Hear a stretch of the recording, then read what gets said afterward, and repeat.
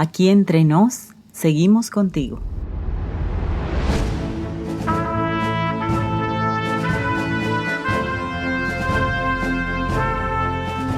¿Qué tal, amigos? Bienvenidos a Aquí Entre Nos, un programa pensado en los maestros de escuela sabática. El título de la lección de esta semana es bastante dramático: Cuando tu mundo se cae a pedazos. Sin embargo, esta frase describe muy bien lo que sucedía a la vista del pueblo de Judá bajo el mandato del rey Acaz. No obstante, la manera en que Dios percibía las cosas era radicalmente diferente. ¿Estás listo para ver la otra cara de la moneda a través de la óptica divina? Pues entonces, comencemos. Las herramientas básicas para cada segmento de tu repaso están en El Sábado Enseñaré, el título que identifica el material auxiliar para el maestro. El material auxiliar, con sus ayudas exclusivas, está en las páginas 35 a 38 del folleto de maestros. Dale un par de lecturas para que veas el cuadro que el autor quiere compartir con quienes conducen clases de escuela sabática en todo el mundo. Primer segmento: motiva, 1 minuto. Acelera el corazón de tus alumnos motivándolos con una razón válida de por qué esta lección es importante para sus vidas. Muy bien, aquí comienza el repaso propiamente dicho. Por lo tanto, es necesario poner toda tu disposición para que a partir de este momento te ganes la atención de tu clase. El objetivo en realidad es abarcar más que esto al facilitar que tus alumnos perciban la contribución de la lección de esta semana a la vida de cada uno. Prueba con una pregunta que les permita contemplarlo todo en perspectiva. Yo usaría esta. Estamos viviendo en tiempos en los que el mundo se está cayendo a pedazos ante nuestros ojos. ¿Te has preguntado cómo Dios ve las cosas? Pues de esto se trata el repaso de la lección de hoy. Con esto es suficiente para nuestros intereses, así que continúa con el siguiente punto. Segundo segmento: explora, 15 minutos. Extrae de la mente de tus alumnos los 3 aspectos más edificadores del carácter que la lección contiene. Perfecto. Ya tienes el interés de tu clase. Ahora desglosa bien 3 cosas que la lección enseñó, pero que sean las más relevantes a la hora de afectar positivamente la edificación del carácter de tus alumnos. Mira los puntos que yo escogí. Número 1. La situación histórica. No es mucho lo que el libro de Isaías nos dice de Jotam, el hijo y sucesor de Usías. Más bien, el relato nos pasa al siguiente monarca con quien lidiaremos esta semana. Estamos hablando del rey Acaz. Este individuo desarrolla un reinado bastante descarriado, hasta el punto de cometer en plena tierra prometida las peores prácticas que caracterizaban a los pueblos paganos. Invita a tu clase a leer 2 de Reyes capítulo 16 versículo 2 al 4 y pregunta: ¿qué imagen mental proyecta la Biblia del rey Acaz a sus lectores? Permiten que den sus percepciones. Déjame leerte el texto. Cuando comenzó a reinar, Acaz era de 20 años y reinó en Jerusalén 16 años. Y no hizo lo recto ante los ojos de Jehová su Dios como David su padre. Antes anduvo en el camino de los reyes de Israel y aún hizo pasar por fuego a su hijo, según las prácticas abominables de las naciones que Jehová echó delante de los hijos de Israel. Asimismo, sacrificó y quemó incienso en los lugares altos y sobre los collados y debajo de todo árbol frondoso. Pues bien, a un individuo con estas características uno esperaría que el Señor no le dirigiera la palabra. Sin embargo, como él expresó en este mismo libro, mis pensamientos no son vuestros pensamientos, ni vuestros caminos mis caminos. Isaías 55:8. Aunque el impío Acaz había realizado la horrible abominación de pasar a su hijo por el fuego y se convirtió en un practicante asiduo de la idolatría de la más baja calaña, Dios decide enviarle al hombre a quien había santificado al tocar con el carbón encendido del altar. Pero, ¿Por qué envía Dios a Isaías a un encuentro con Acaz? Por favor, lean en clase Isaías 7 del 1 al 3 y encuentren juntos la respuesta. El texto refiere de la siguiente manera.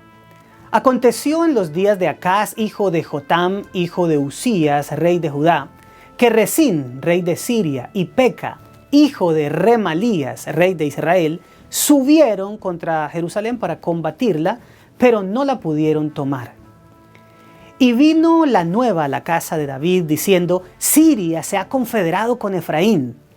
Y se le estremeció el corazón, y el corazón de su pueblo, como se estremecen los árboles del monte a causa del viento. Entonces dijo Jehová a Isaías, sal ahora al encuentro de Acaz, tú y Sear-Jasub tu hijo, al extremo del acueducto del estanque de arriba, en camino de la heredad del lavador. Seguramente quienes hayan leído la lección recordarán que se produjo una alianza entre los reyes de Siria e Israel, a quien la Biblia también identifica como las tribus del norte. La razón era una amenaza común, la conquista asiria dirigida por Tiglat-Pileser III, a la que debían hacer frente tarde o temprano.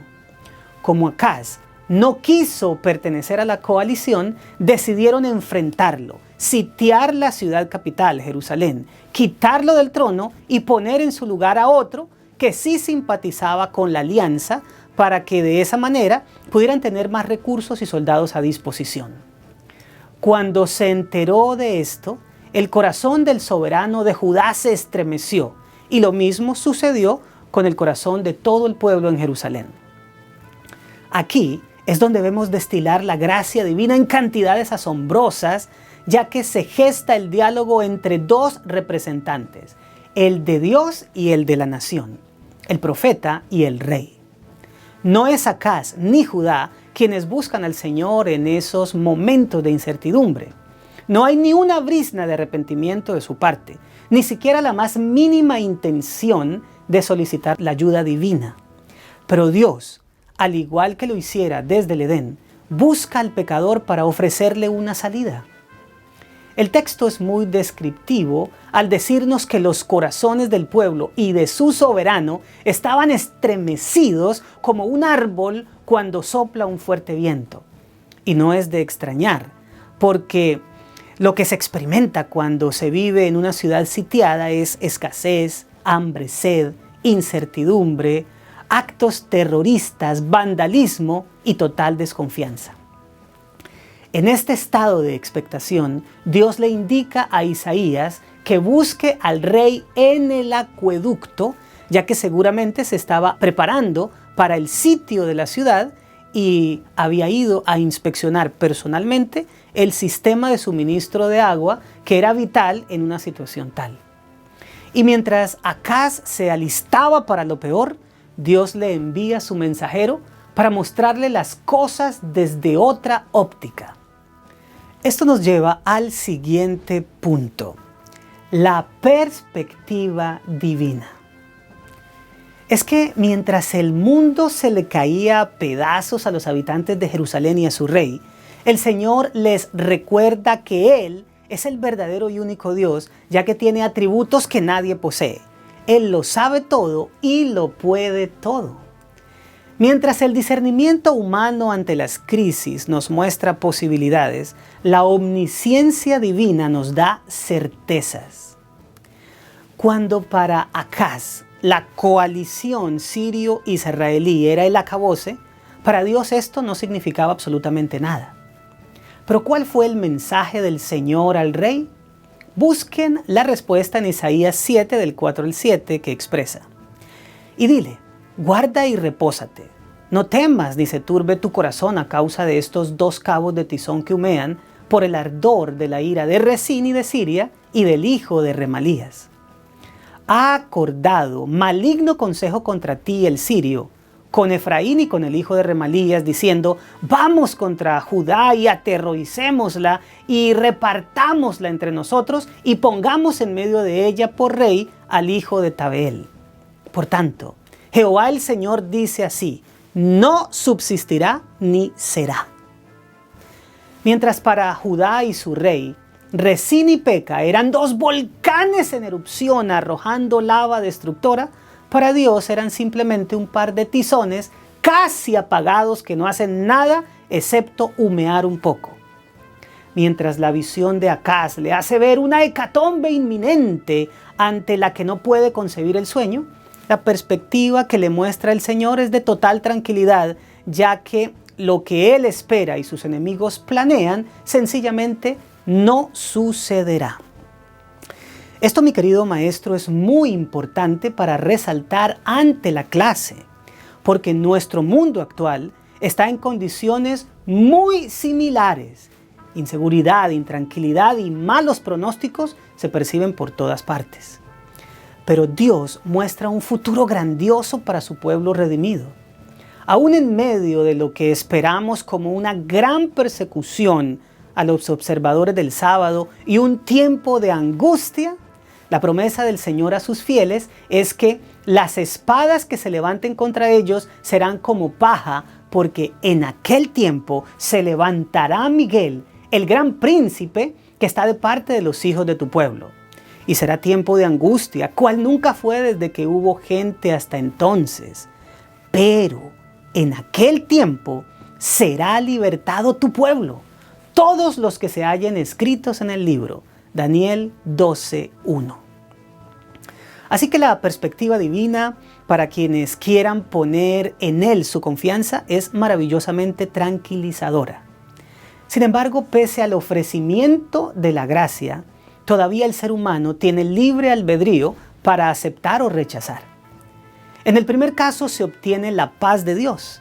En el segundo, la inseguridad de nuestros propios esfuerzos.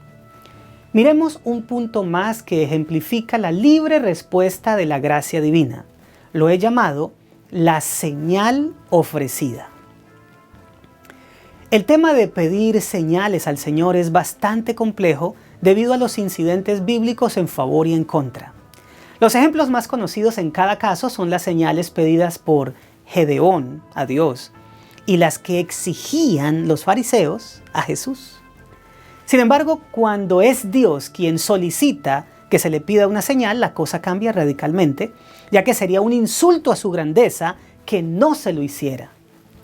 Pero paradójicamente esto es lo que sucede con Acaz.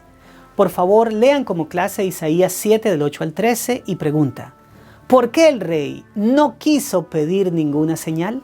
Motiva la participación y, si ves necesario, agrega alguno de estos puntos. En primer lugar, Dios le había asegurado al rey que los planes de sus enemigos aliados no se llevarían a cabo, ya que en pocos años esas naciones dejarían por completo de existir. En segunda instancia, Dios en el versículo 9 termina diciendo: si vosotros no creyereis, de cierto no permaneceréis. Es decir, que aunque no pase nada con Judá debido a la amenaza de los aliados, su permanencia nacional dependía de su fe en el Señor.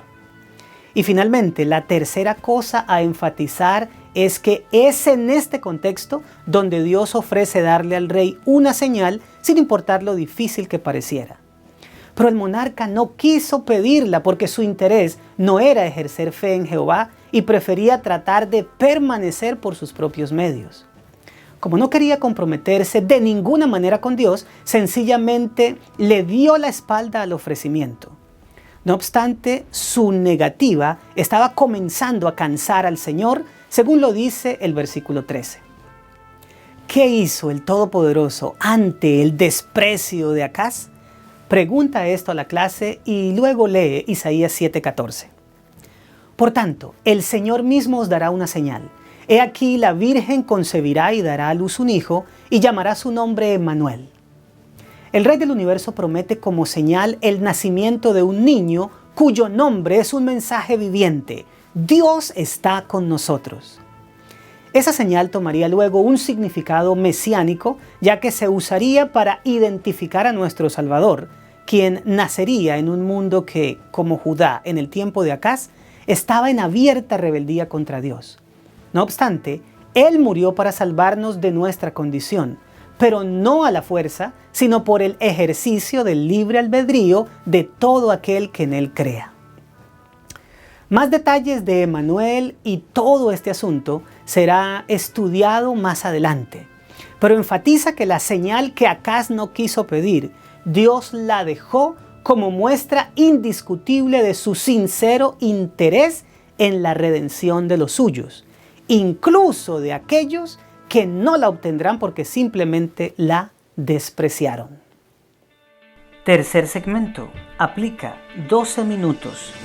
Plantea simulaciones de la vida real con escenarios que necesiten soluciones basadas en lo estudiado, estimulando así la participación. Ahora llegamos a un espacio en el que tus alumnos deben ser protagonistas. Para esto, hazles algunas preguntas de aplicación como las siguientes.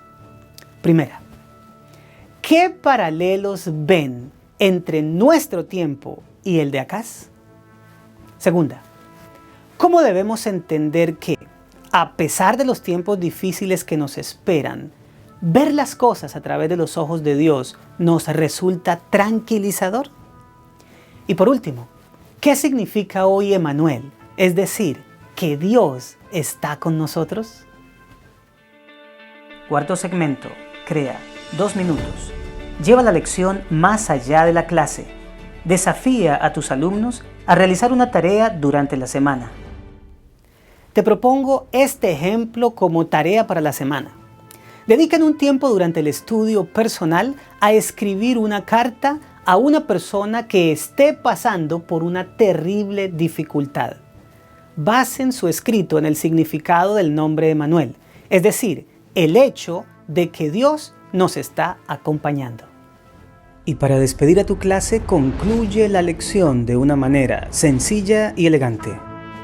Ver las cosas desde la perspectiva divina cambia totalmente el panorama, porque no es que nuestro mundo se está cayendo a pedazos, sino que los que creemos finalmente permaneceremos.